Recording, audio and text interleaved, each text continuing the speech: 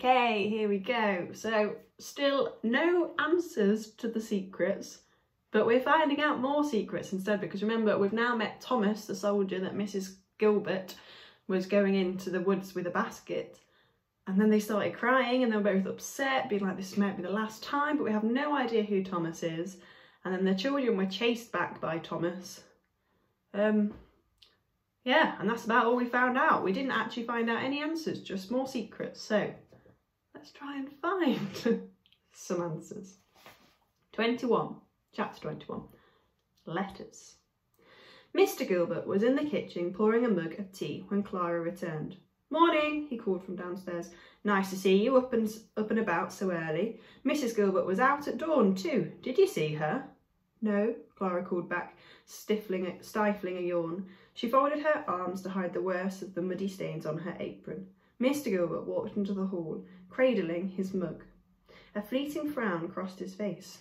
What happened to your dress, Clara? In her eagerness to conceal the apron, she had forgotten about her ripped sleeve. Clara felt a warm flush stealing on her tired face. Oh, I caught it on a bramble. I'll mend it myself. I can't turn the page again. There we go. Lizzie will do it for you, Mr. Gilbert said, with a smile. She's always had a talent for sewing, knitting and such like. Clara remembered the tapestry laying forlornly in the Gilbert's dresser upstairs. Mrs. Gilbert might have a talent, but Clara certainly wasn't going to give her any more cause for further crossness because of a small thing like a ripped sleeve. You can help with the apple harvest this afternoon, Mr. Gilbert said. Robert will be taking a cartload to the Red Cross Hospital in the town tomorrow. You can accompany him if you'd like. Must be a little boring for you, stuck out here in the countryside. Clara gave a limp smile. If only he knew that. Right now, she had never been less bored in her entire life. Right-ho, best get to it. Those undergardeners are probably still in their beds. Good mind to throw a bucket of water over the lazy wassits. Mr. Gilbert smiled. It crumpled his weary eyes and made Clara smile properly in return. You look as tired as I feel, lass. Lass is the girl, isn't it? Mr. Gilbert said, walking to the door. I hope Robert isn't working you too hard. Oh, not at all. I like being busy, Clara said. Less time to think. Mr. Gilbert paused, his hand on the doorknob. He turned her face to her. Yes, I see that. He took a slurp of his tea, sighed heavily.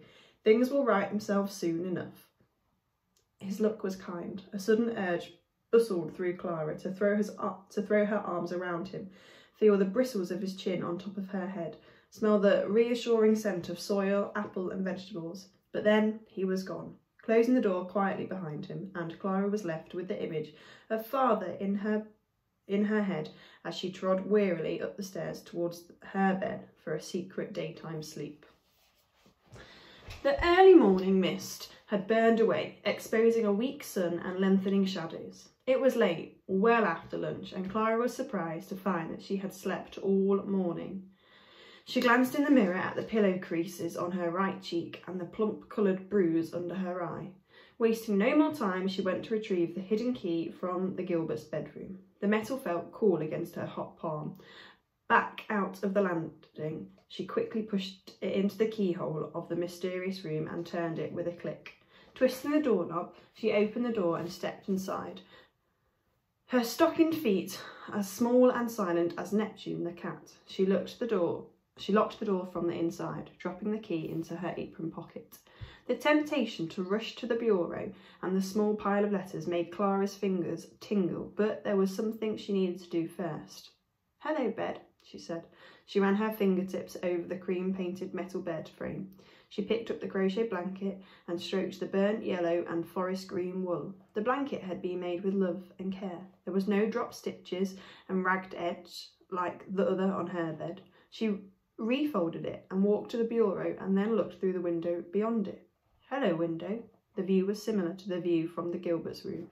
The silvery lake, the ploughed fields, the trees beyond erupting in volcanic yellows, oranges and russet reds. Hello, bureau, Clara said finally. The wood was cool and shiny and smelled of polish. She wiggled open the largest of the drawers. Piles of envelopes sat in neat rows. There were too many here to be all from her mother. A jolt of cold wormed its way down Clara's spine. She wiped a damp palm on her apron and picked up one.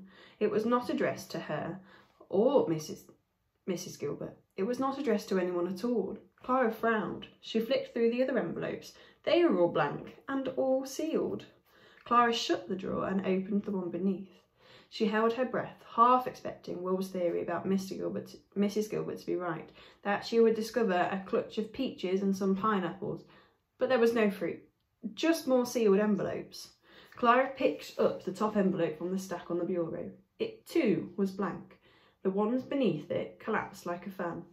She turned the envelope over. This one had not been sealed. She put it down, picked it up again. She thought about the letter from the War Office, nestling in her own pocket. Guilt prickled across the backs of her arm, making the hair stand up on end. Slipping her finger into the envelope, she pulled out a single sheet of folded paper and began to read. October 1916.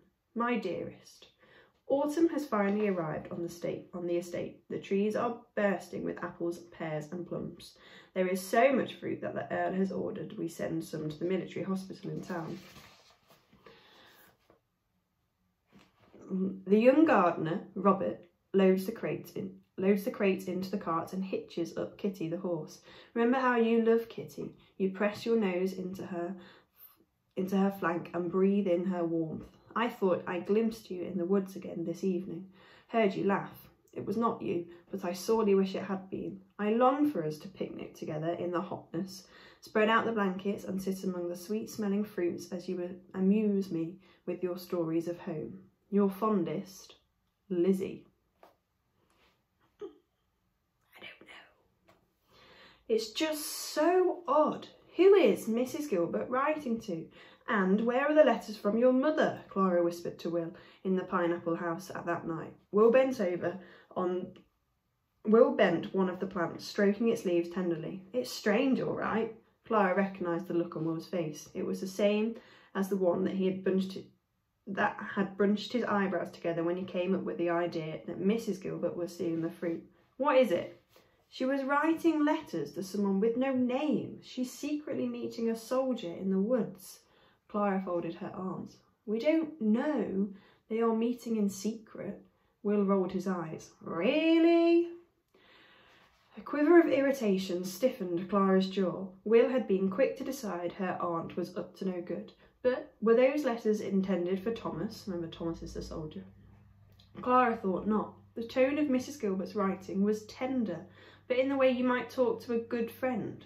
It was true that Mrs. Gilbert had been quick to comfort the crying soldier, but there had also been an awkwardness into their encounter that led Clara to firmly believe the letters were not meant for him. And, besides, if she was writing to a soldier, why would she simply give him the letters why not simply give the letters to him in person? We mustn't let your aunt get her hands on this scarlet Brazilian, Will said firmly. His eyes glinted in the darkness. 3 years it's taken it to grow this big. That's why these plants are so tremendous. They put so much time into ripening. It's not like an apple or a plum that takes a few months and then it's ready to be eaten. Clara went to stand beside him. But we've been watching it for 2 nights now. Maybe the thief's given up. You mean maybe Mrs. Gilbert's given up? Will's mouth was set in a hard line. Well, just keep watching, he said, darting a glance at the door. She's bound to take some more fruit. Clara gave Will a doubtful look. She walked the length of the planting bench, examining each pineapple in turn. It was just so very hard to believe that her own aunt was responsible for taking the fruits. What would Father say? What would Mr. Gilbert say if Will was right? I'd love to eat a homegrown pineapple one day, Will said, following Clara along the bench, and see if it's as sweet as people say. We would sit in the Earl's summer house and have people wait on us with silver trays and fine china. Clara smiled, muscles in her jaw relaxing. People would curtsy and bow in our company. And I would have clean nails and a fancy suit, Will whispered with a grin. Clean nails? Snorted Clara softly. Chance would be a fine thing. Will nudged her in the side with his elbow. She did the same in return. Warmth spread through her. Contentment arrived in the strangest of in the strangest of ways. In a hothouse at night with a boy she barely knew, or trying to work out exactly what her aunt was up to. We'll get halfway through this chapter. Chapter 22. Delivery. Clara was shaken awake by Mrs. Gilbert. Her eyes sprang open. Mrs. Gilbert patted her hair, perhaps remembering the hair she'd lost that time she had been in Clara's room, then took a step backwards. Why had Mrs. Gilbert woken her up? For one horrible second, she thought, Mrs. Gilbert had come to tell her she knew Clara had been into the locked room and read the secret letters. For another horrible second, Clara wondered what the punishment would be. The door to her attic room had a keyhole.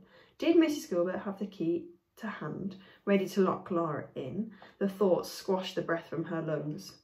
In the 9 days I have been here, I have never known a girl sleep so much, Mrs. Gilbert said with a sniff.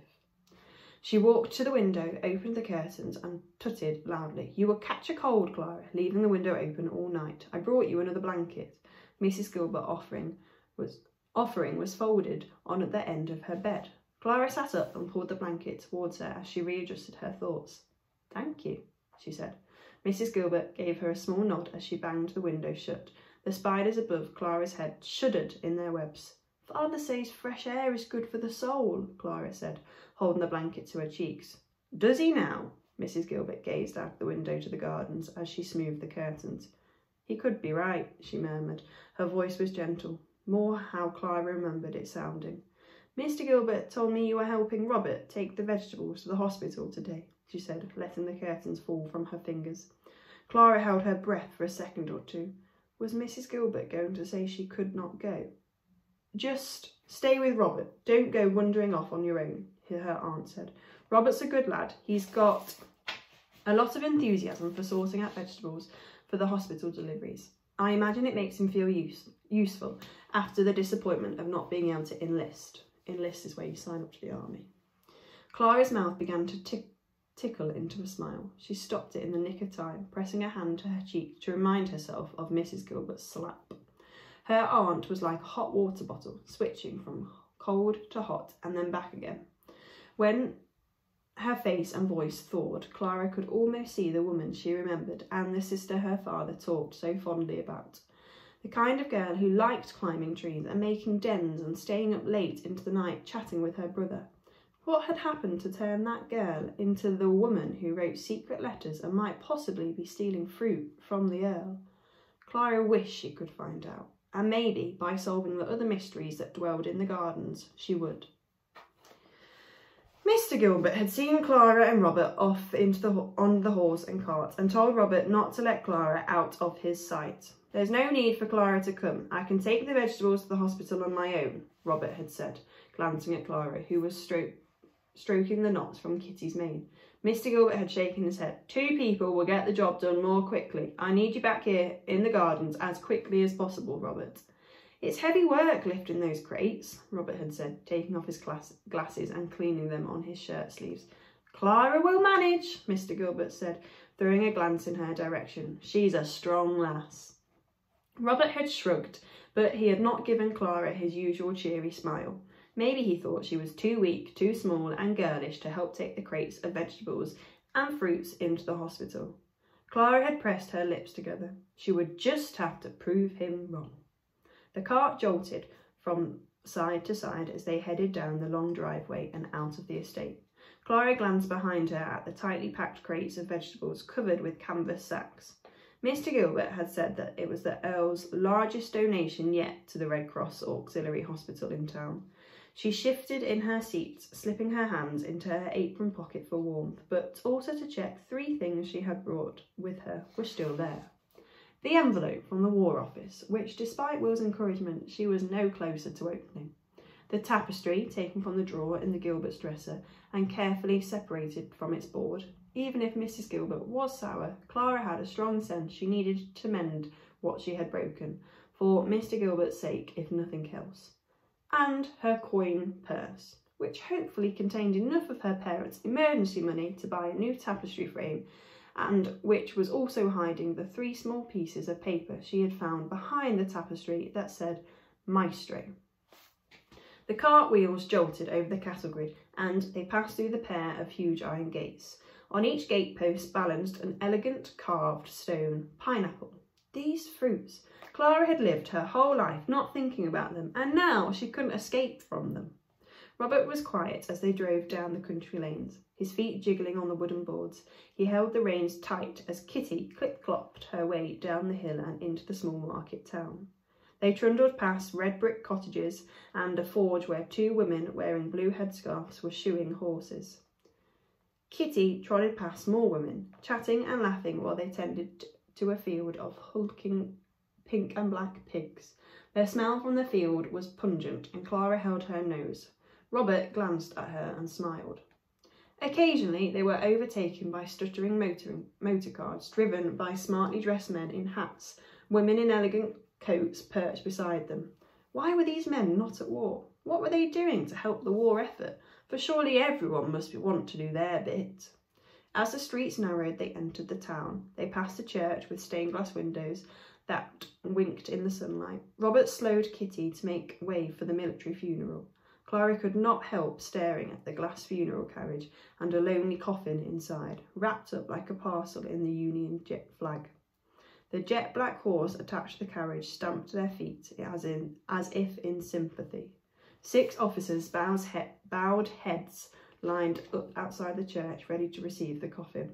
The Battle of the Somme could be this country's downfall, one officer said to another in a high-pitched voice as the cart passed them. The officer standing beside him laid a hand on his arm. "Shh, we're not allowed to talk of these things, Harold," he said anxiously. He looked up and caught Clara's eyes. She glanced away and squeezed her hands together in her lap. Being in the town, surrounded by signs that the country was at war, reminded her of her town in Kent. While there were still signs of the war on the Earl's estate, at least she could escape to the hothouse and give her tired brain a rest from it all. I think we'll stop there because we've still got a way to go for this chapter. So she's going into town with Robert, but Robert didn't seem too keen on her going. So maybe that's a hint of something, but we'll have to see. But she's also taken the tapestry to hopefully get that mended. We'll see what happens.